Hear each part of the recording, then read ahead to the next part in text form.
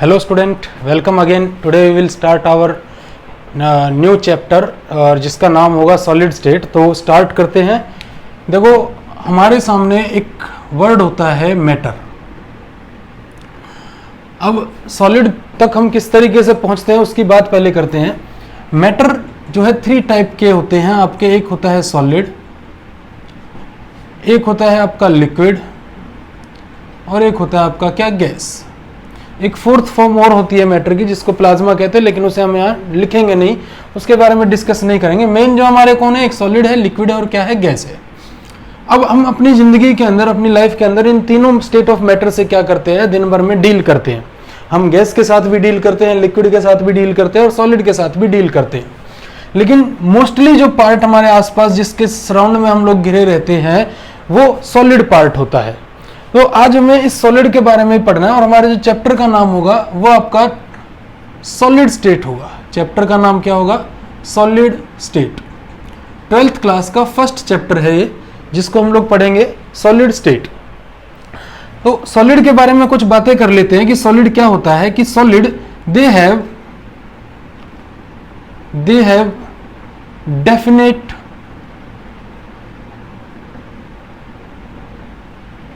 Shape and volume. Solid के पास definite shape होती है, डेफिनेट वॉल्यूम होता है, ये सब आप लोग जानते हो। देयर इन सॉलिड, यहां हम लिखे कि इन सॉलिड्स द कॉन्स्टिट्यूएंट पार्टिकल्स कौन पार्टिकल होंगे, या तो वो एटम होंगे या आयन होंगे या फिर मॉलिक्यूल्स होंगे। जिन पार्टिकल से मिलके कोई सॉलिड बना होगा या तो वो एटम होंगे या आयन होंगे या मॉलिक्यूल्स होंगे। तो in solids the constituent particles atom and molecules are arranged in a closed packed structure के साथ। मीन्स जो एटम एंड मॉलिक्यूल होंगे वो क्या रहेंगे, क्लोजली पैक्ड रहेंगे as compare to liquid, as compare to gas. Means यहां जो कॉन्स्टिट्यूएंट पार्टिकल रहेंगे या फिर यहां जो कॉन्स्टिट्यूएंट पार्टिकल रहेंगे वो क्लोजली पैक्ड नहीं होंगे, लेकिन सॉलिड के अंदर पार्टिकल्स क्या रहेंगे, क्लोजली पैक्ड रहेंगे। Which show and this property show which show the rigidity of solids. और ये जो पार्टिकल रहते हैं ये क्लोजली पैक्ड होने की वजह से, टाइटली पैक्ड होने की वजह से सॉलिड के अंदर एक और प्रॉपर्टी आ जाती है जिसको हम क्या कहते हैं, रिजिडिटी। मींस सॉलिड्स रिजिड होते हैं। तो रिजिड होने का जो रीजन है वो क्या है कि यहां एटम एंड मॉलिक्यूल क्या होंगे, क्लोजली पैक्ड होंगे। और कुछ बातें करें कि जो पार्टिकल्स होंगे, and these closely packed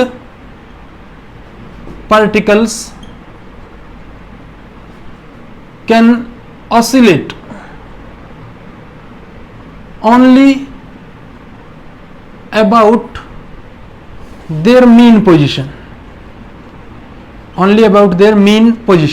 means जिस पोजीशन पे वो रहेंगे उस अपनी मेन पोजीशन पे वो क्या करते हैं, ऑसिलेट करते हैं। मतलब कि आप जैसे किसी बेल को जब बजाते हो तो वहां से पार्टिकल निकल के नहीं भागते हैं। मान लो कोई बेल है आपके पास, उस पे आप लोग कोई आयरन रोड से हिट कर रहे हो तो वहां पार्टिकल निकल के नहीं भागते हैं। दरअसल जो वो आवाज आती है या फिर जो कंपन बनती है वो उन पार्टिकल के ऑसिलेशन से बनती है। मीन्स आपके पास ये कोई सॉलिड पार्टिकल है, तो इस सॉलिड पार्टिकल के अंदर मान लो ये आपके इसके अंदर एटम एंड मॉलिक्यूल लगे हैं, तो ये जो पार्टिकल होंगे ये अपने ही प्लेस पे क्या करेंगे, ऑसिलेट करेंगे, जिस वजह से सॉलिड्स के अंदर किसी भी तरीके की आवाज, नॉइज या किस तरीके का कंपन क्रिएट होता है। और कुछ बातें करें हम लोग, solids are almost incompressible. Solid क्या होंगे, ऑलमोस्ट इनकंप्रेसिबल होंगे, मीन्स आप इनको कंप्रेस नहीं कर सकते। They have crystalline appearance, means कुछ सॉलिड के पास क्रिस्टलाइन अपीयरेंस होती है। हैविंग क्रिस्टलाइन अपीयरेंस का मतलब क्या हो गया, हैविंग डेफिनेट और फिक्स कह लो एंगल्स एंड प्लेन्स। मतलब कोई अगर क्रिस्टलाइन सॉलिड में अकर हो रहा है, अपीयर हो रहा है कोई सॉलिड, तो उसका एक डेफिनेट एंगल रहेगा, मींस फिक्स एंगल रहेगा, या फिर क्या रहेगा, फिक्स प्लेन रहेगा। और कुछ बातें करें, सॉलिड का आप लोग जानते हो मेल्टिंग पॉइंट क्या रहता है, हाई रहता है, मेल्टिंग पॉइंट हाई रहेगा। उसके बाद और बातें करें तो डेंसिटी की बात जब मैं करता हूं तो डेंसिटी भी सॉलिड्स की क्या रहेगी, हाई रहेगी। तो दीज आर सम प्रॉपर्टीज जो हम सॉलिड के साथ डील करते हैं। आप इन सब के बारे में जानते भी होंगे, आपने 10th के अंदर 11th के अंदर ये टॉपिक्स कभी पढ़े होंगे कि सॉलिड, लिक्विड और गैस के अंदर क्या क्या डिफरेंस हो सकते हैं। अब जो 12th के अंदर जो हमें पढ़ना है वो थोड़ा सा एडवांस लेवल है, मीन सॉलिड को किस किस तरीके से पढ़ा जा सकता है। आप अपने एक रूम से लेके किसी एक क्यूब तक जाओगे तो वहां आप लोग सॉलिड की अलग अलग प्रॉपर्टीज को इस चैप्टर में सीखोगे कि सॉलिड कितने टाइप के हो सकते हैं, या उनका क्लासिफिकेशन क्या हो सकता है, उनका रेडियस, उनके अंदर जो एटम आयन मॉलिक्यूल लगे उनका रेडियस क्या होगा। तो कुछ इस तरीके की बातें बेटा हम इस चैप्टर के अंदर करेंगे, जिस चैप्टर का नाम क्या है, सॉलिड स्टेट है। ये बहुत कॉमन सेंस की बातें हैं जिनके बारे में हम, और भी कई सारी प्रॉपर्टीज है तो मैं लिखना नहीं चाह रहा, दरअसल बहुत सारी प्रॉपर्टीज है जो आप लोग पहले से जानते होंगे। तो ये कुछ इंपॉर्टेंट प्रॉपर्टीज थी जिनके बारे में हमने डिस्कस किया। तो इनके बाद अब हम सीधा स्टार्ट करते हैं अपने टॉपिक्स को कि सॉलिड स्टेट के अंदर जो मेन टॉपिक है हमारे। तो नेक्स्ट हम लोग लिखते हैं कि classification of solids, classification of solids.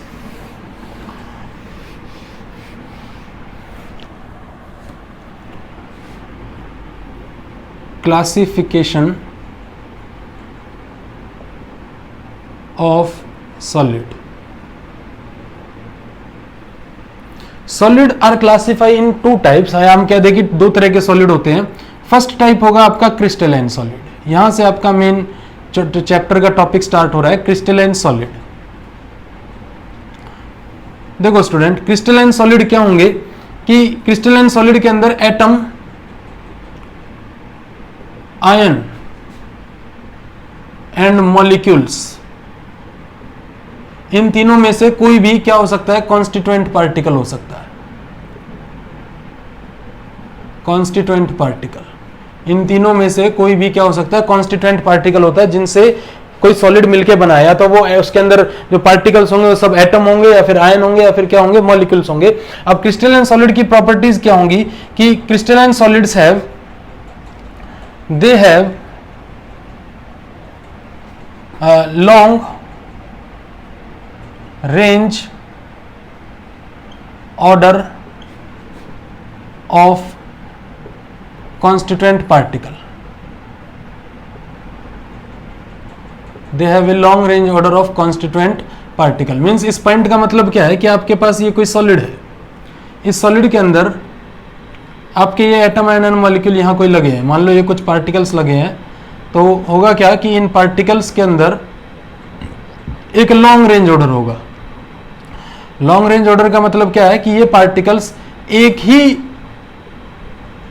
Direction के अंदर लॉन्ग रेंज ऑर्डर तक जुड़े होंगे, मींस इनके अंदर कोई डेविएशन नहीं होगा। आप यहां देख रहे हो जो भी मैं पार्टिकल बना रहा हूं उसमें कोई डेविएशन नहीं है, ये बिल्कुल लॉन्ग रेंज ऑर्डर, ये लॉन्ग रेंज ऑर्डर, ये लॉन्ग रेंज ऑर्डर और ये लॉन्ग रेंज ऑर्डर। मींस आप लोग कोई 10 स्टूडेंट की एक रो बना दो और वो 10 स्टूडेंट एक ही रो के अंदर अगर खड़े हैं तो मैं उस ऑर्डर को बोल दूंगा लॉन्ग रेंज ऑर्डर, 1 2 3 4 5 6 7 ऐसे 8 9 10। तो इस तरीके का कोई अरेंजमेंट अगर है तो ऐसे अरेंजमेंट को मैं बोलता हूं लॉन्ग रेंज ऑर्डर, जो किसके अंदर प्रेजेंट होता है, क्रिस्टलाइन सॉलिड में प्रेजेंट होता है। Second point, there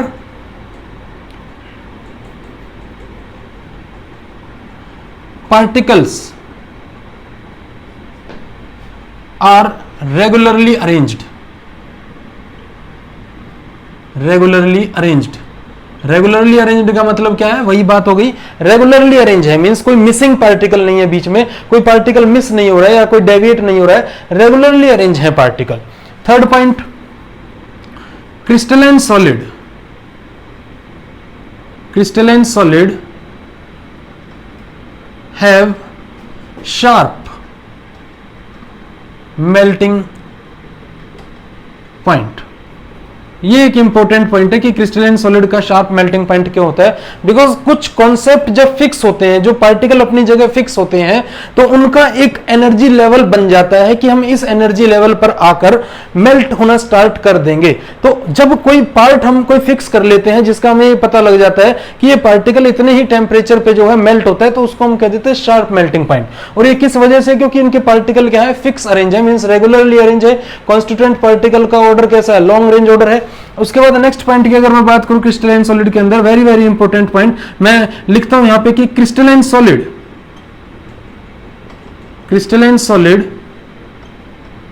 are anisotropic in nature.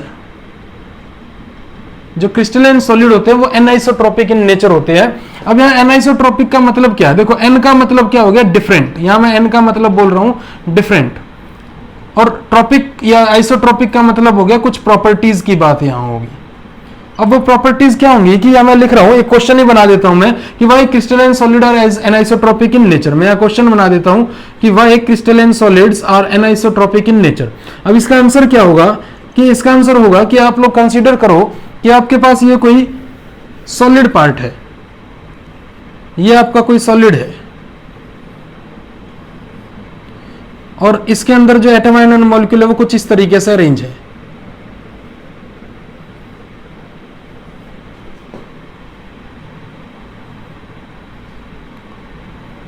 यहां कुछ पार्टिकल हैं, यहां कुछ पार्टिकल है, और यहां कुछ पार्टिकल है। अब ये पॉइंट का जो है सॉल्यूशन किस तरीके से होगा कि when some physical property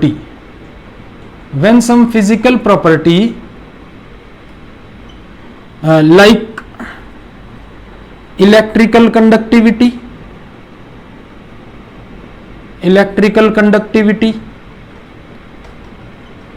thermal energy या refractive index की मैं बात करूं, इन प्रॉपर्टीज को व्हेन सम फिजिकल प्रॉपर्टीज जो क्या हो सकती है, इलेक्ट्रिकल कंडक्टिविटी हो सकती है, थर्मल एनर्जी हो सकती है, रिफ्रैक्टिव इंडेक्स हो सकता है, या फिर मैं कह दूं मैकेनिकल स्ट्रेंथ हो सकती है, apply in these solid means crystalline solid के अंदर, apply in these solid from different direction. अगर मैं इन प्रॉपर्टीज को इन सॉलिड किस क्रिस्टलाइन सॉलिड के अंदर डिफरेंट डायरेक्शन से अप्लाई करता हूं, मींस मैंने एक डायरेक्शन ये चूज कर ली और एक डायरेक्शन मैंने ये चूज कर ली, कोई एक डायरेक्शन मैंने ये चूज कर ली। इस डायरेक्शन को हम लोग कह देते हैं ए, बी, सी, और इनको क्या कह देते हैं, हम डी कह देते हैं। तो यहां क्या होगा कि देखो इस लाइन को आप देख रहे हो, यहां इस डायरेक्शन से जब आपने प्रॉपर्टी अप्लाई की है, कोई फिजिकल प्रॉपर्टी, तो इस तरफ और इस तरफ पार्टिकल का अरेंजमेंट जो होगा, और यहां से जो प्रॉपर्टी अप्लाई की गई है, तो इस तरफ और इस तरफ जो पार्टिकल का अरेंजमेंट होगा, इन दोनों डायरेक्शन से पार्टिकल्स का जो अरेंजमेंट है वो क्या आ रहा है, डिफरेंट आ रहा है। मींस जब आप यहां से इसको डिवाइड कर रहे हो तो यहां अरेंजमेंट पार्टिकल का क्या आया, डिफरेंट, और जब यहां से डिवाइड करोगे तो यहां भी पार्टिकल्स का अरेंजमेंट क्या आएगा, डिफरेंट आएगा। तो होगा क्या कि जब हम प्रॉपर्टीज को अप्लाई करते हैं तो these solid from different directions, then they give different result from different direction।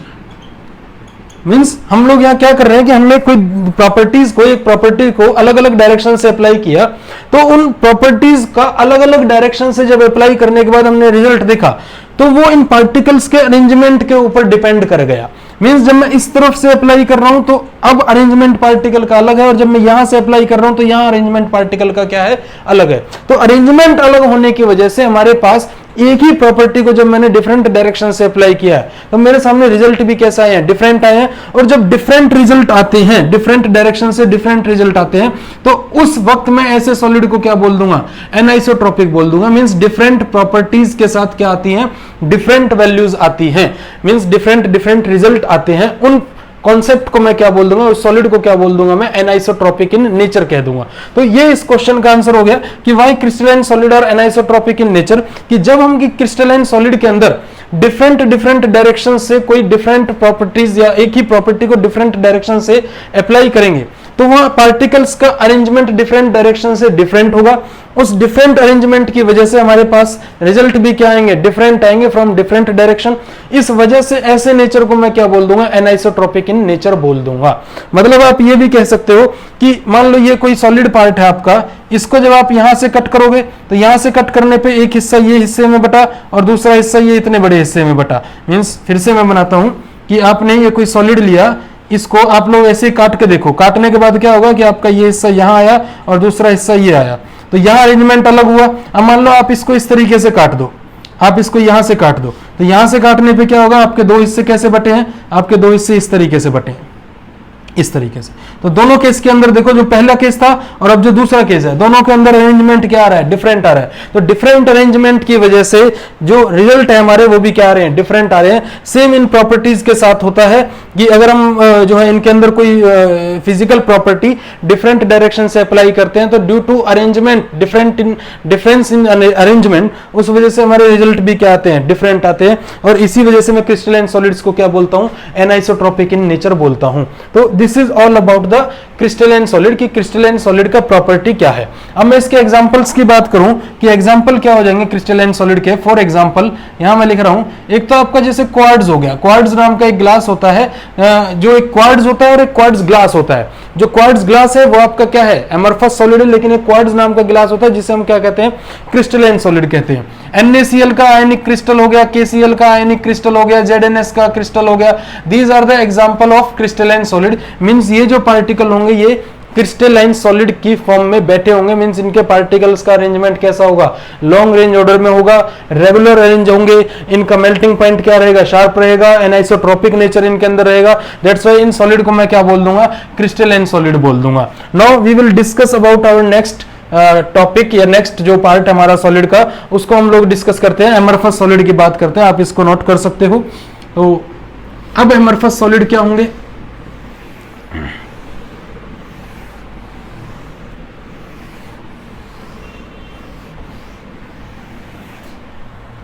Next है amorphous solid.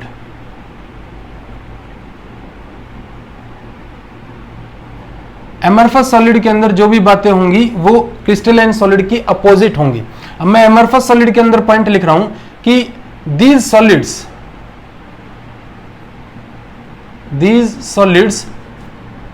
Have short range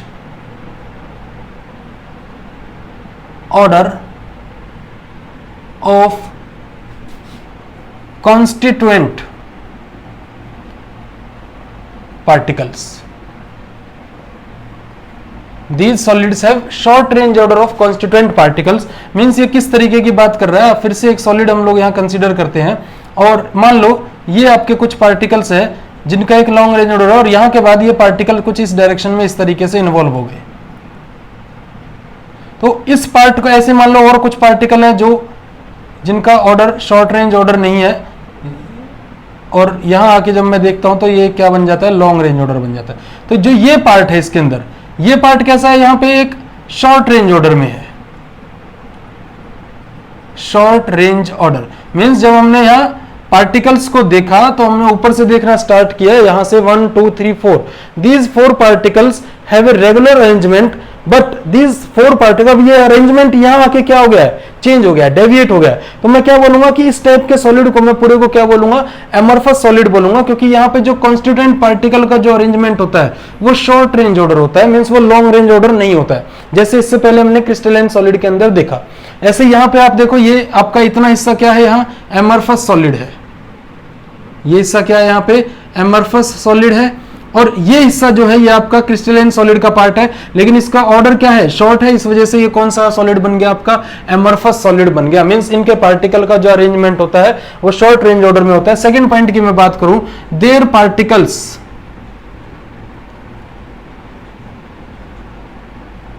particles are इररेगुलरली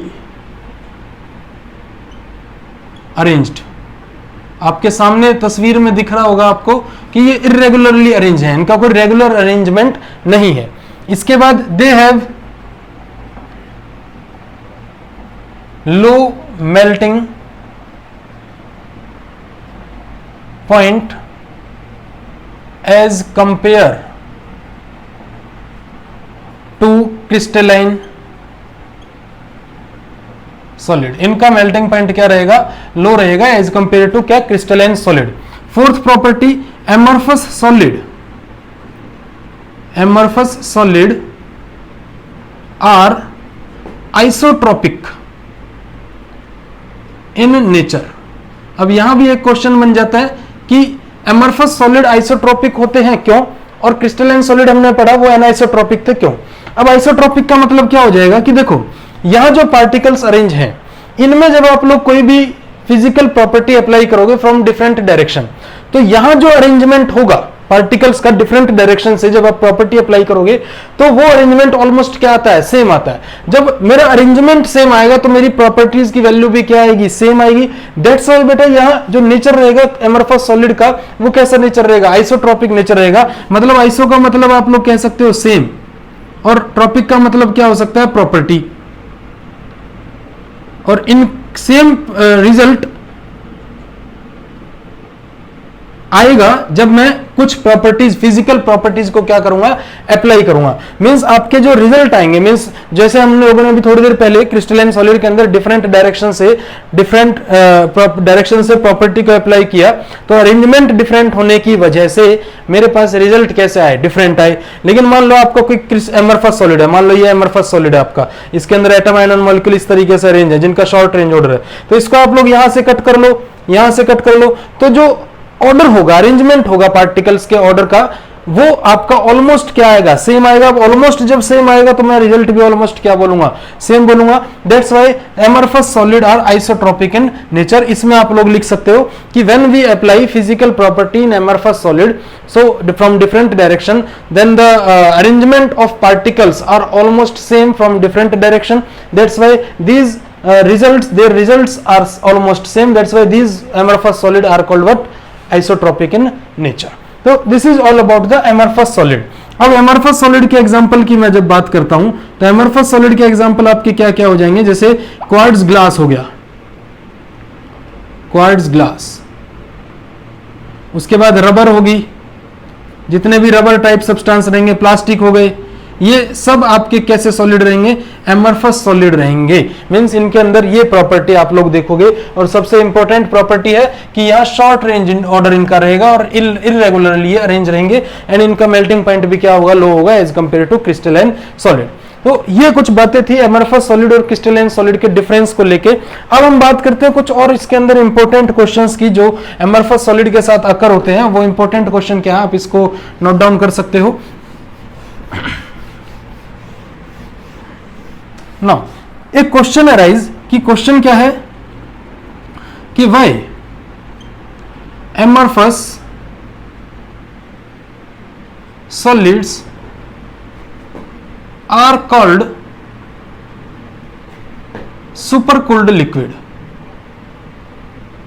supercooled liquid और सूडो सॉलिड्स, सूडो सॉलिड।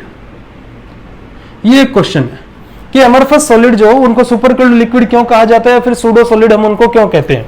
अब इसका जो आंसर होगा वो क्या होगा कि इसके आंसर में क्या एक्सप्लेनेशन दी जाती है कि एमरफस सॉलिड के साथ क्या होता है कि जब आप लोग एंशिएंट बिल्डिंग के ग्लास देखते हो, ancient building glass, window panes की बात अगर मैं कर लूं, विंडो पेन्स जो ग्लास होते हैं उनके साथ क्या होता है कि ये आपका कोई एंशिएंट मींस कोई बेटा 150-200 साल पुरानी कोई बिल्डिंग है, उसका कोई ग्लास है, इस पे क्या होता है दोपहर को सनलाइट जो है आके गिरती है तो इसके पार्टिकल्स हीट पकड़ते हैं।